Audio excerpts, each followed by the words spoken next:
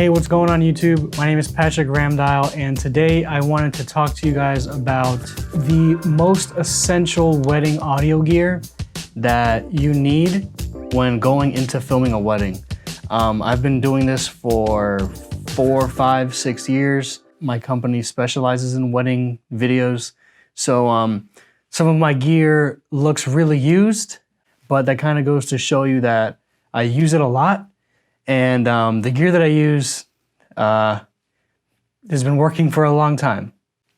So the first piece of gear that I wanted to bring up to you guys is the Rode Video Mic Pro.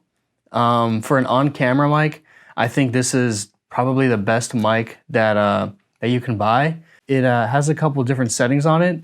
So it has a like a low noise end filter. And the middle is just on. It also has a -10 pad and a +20 gain setting on it as well. So if the preamp in your camera or the preamp on whatever device you're recording with isn't that good, setting it to +20 is a pretty good setting for you. Let's say during a wedding reception where it's really, really loud, but for some reason you still want to capture audio with this, setting it to -10, giving you the extra padding with the mic is a great alternative. The next piece of gear that I wanted to bring up is the Zoom H1. As you can see, I lost the back cover, but this still works every single time I want to use it. It's great for, let's say, a ceremony where you just put this on the podium and press record and it records everything. Or let's say you want to record with a lav mic, you just plug the lav right into here and it records. Just put the lav there, put it in the groom's pocket, you're good. You can see there's some tape here because there's an input here for headphones. And I think everyone that has used these has accidentally plugged the lav mic from that hole into the hole that's on that side. So I made sure to tape it. So this runs for about $100. They updated it recently, but I still think it's around $100. But this is probably one of the most essential pieces of gear that you need if you're starting off. The next recorder that I have is a DR70D. I believe that's what it is. The DR70D, this beast records everything.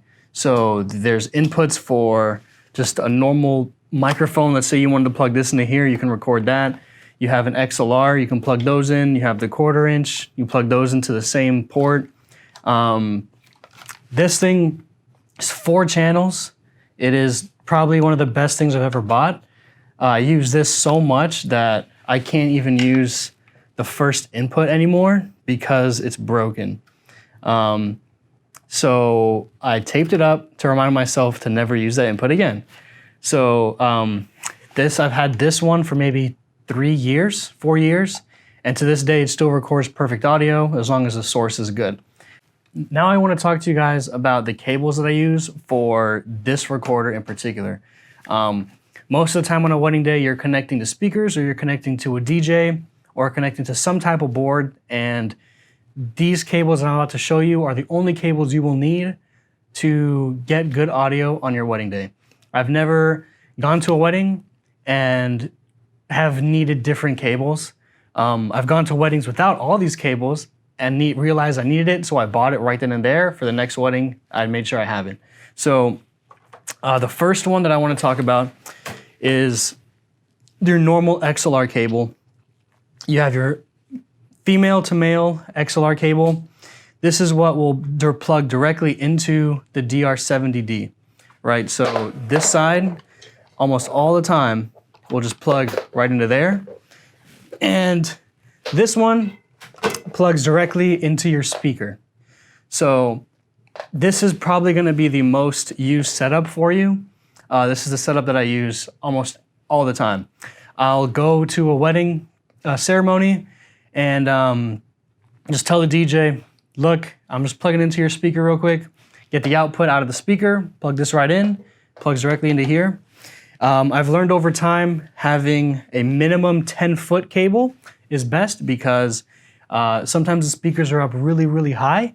And if you have a 6-foot cable, a 3-foot cable, sometimes it just won't reach your recorder that's laying on the floor.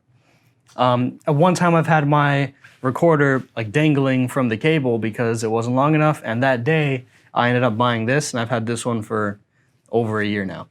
The second cable that I want to talk to you about is a 1/4 inch, right? So this one is used a lot by DJs, and you'll go over to them and you'll tell them, hey, which output do I need to give you for my recorder? A lot of the times they tell you headphones, because the headphone cable, this 1/4 inch cable, plugs directly into their headphone jack, and then you just get the other end of the 1/4 inch, which again, on the DR70D, just plugs right into where the XLR would plug into. And then you just adjust the levels on here and the levels on the DJ booth's headphone jack. The next cable that I'm showing you guys is this one. It's actually an adapter. There's 3 types of outputs that you would get from, let's say, a DJ at a wedding. It would be XLR, 1/4 inch, or RCA. This has RCA on this side. So this is what you would give the DJ. The DJ plugs these 2 into his board, and then on your side, you get your handy dandy XLR cable, and you plug that into here, and then this side plugs right into your recorder. So this adapter has come clutch for me many, many times, and this is, again, I mean, all these are great purchases, but this is a purchase that I think has saved my butt many, many times on a wedding day. The last one that I want to talk to you about is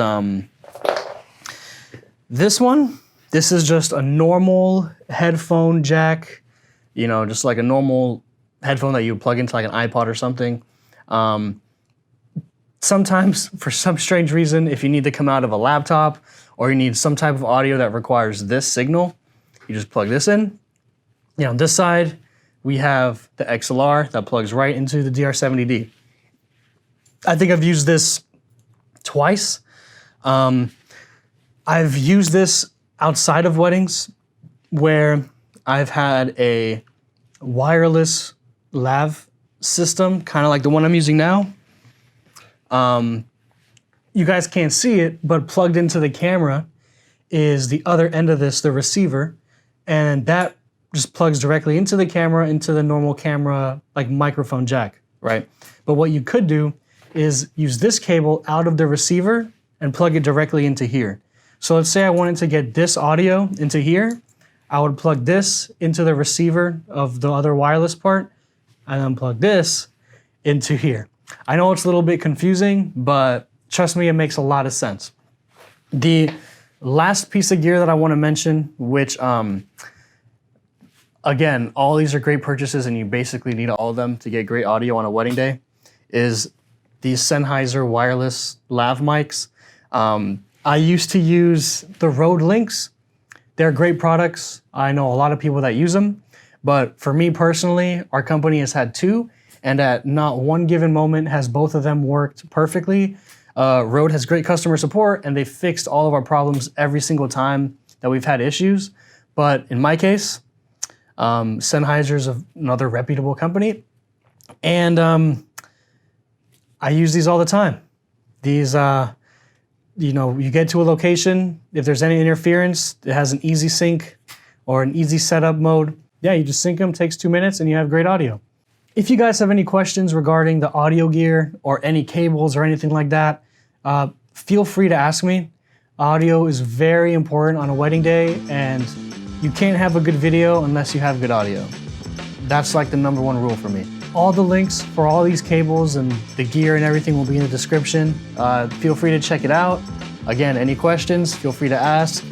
And yeah, thanks for watching. Subscribe, like, comment, and I'll see you on the next one.